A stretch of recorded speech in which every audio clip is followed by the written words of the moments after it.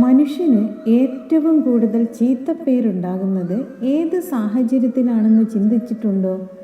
നമുക്കിഷ്ടമില്ലാത്ത സാഹചര്യങ്ങൾ ജീവിതത്തിൽ ഉണ്ടാവുമ്പോൾ ധാർമ്മികമായി ചെയ്യേണ്ടത് എന്താണെന്ന് മനസ്സിലാക്കി അത് ചെയ്യാതെ മനസ്സിൻ്റെ മമതയെയും ഭയത്തെയുമൊക്കെ നോക്കി തീരുമാനങ്ങൾ എടുക്കുന്നതാണ് ഏതൊരു വ്യക്തിക്കും എല്ലാ കാലത്തും അപകീർത്തി ഉണ്ടാക്കുന്നത്.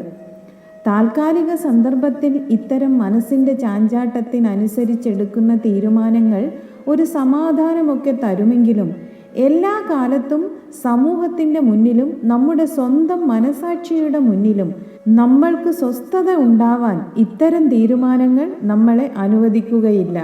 പ്രതികൂലമായ സാഹചര്യങ്ങളിൽ സ്വന്തം ധർമ്മം എന്തെന്ന് വിസ്മരിച്ച് നമ്മുടെ അഭിമാനത്തെയും അഹങ്കാരത്തെയും ബന്ധങ്ങളെയുമൊക്കെ സന്തോഷിപ്പിക്കുന്ന തീരുമാനങ്ങൾ എടുത്ത് നടപ്പിലാക്കുന്ന വ്യക്തികൾ അവർ എത്ര പണ്ഡിതനായാലും ഉന്നത സ്ഥാനങ്ങളിലിരിക്കുന്നവർ ആയാലും ബഹുമാനത്തിന് അർഹരല്ല. ഈ ലോകത്ത് ജീവിക്കുമ്പോൾ നമ്മുടെ സ്വന്തം അഭിമാനത്തിനോ അഹങ്കാരത്തിനോ പേരിനോ പ്രശസ്തിക്കോ ഒന്നും ധർമ്മത്തിന് മുകളിൽ സ്ഥാനമില്ല എന്നത് ഓരോ വ്യക്തിയും മനസ്സിലാക്കേണ്ടതാണ്.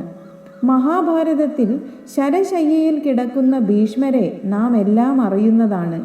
ലോകത്തിൽ ആർക്കും അദ്ദേഹത്തെ തോൽപ്പിക്കാൻ കഴിയുമായിരുന്നില്ല. അദ്ദേഹം ഒരാൾ ഒന്ന് ശാസിച്ചാൽ 10 മടക്കാനുള്ള ധൈര്യമേ കൗരവർക്കുണ്ടായിരുന്നുള്ളൂ.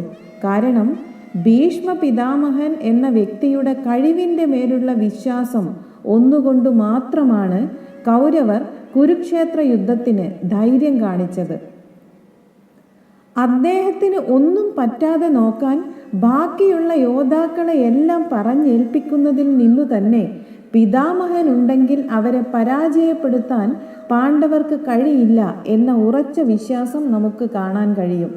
അങ്ങനെയുള്ള പിതാമഹൻ തൻ്റെ മുന്നിൽ നടന്ന അനീതികളെല്ലാം രാജ്യം ഭരിക്കുന്നവരുടെ സംരക്ഷകനായി ജീവിക്കുമെന്ന തൻ്റെ പ്രതിജ്ഞ കാരണം സഹിച്ചുകൊണ്ട് നിന്നതിനാലാണ് കൗരവർക്ക് അത്രയും അധർമ്മങ്ങൾ ചെയ്യാനുള്ള ധൈര്യമുണ്ടായത്.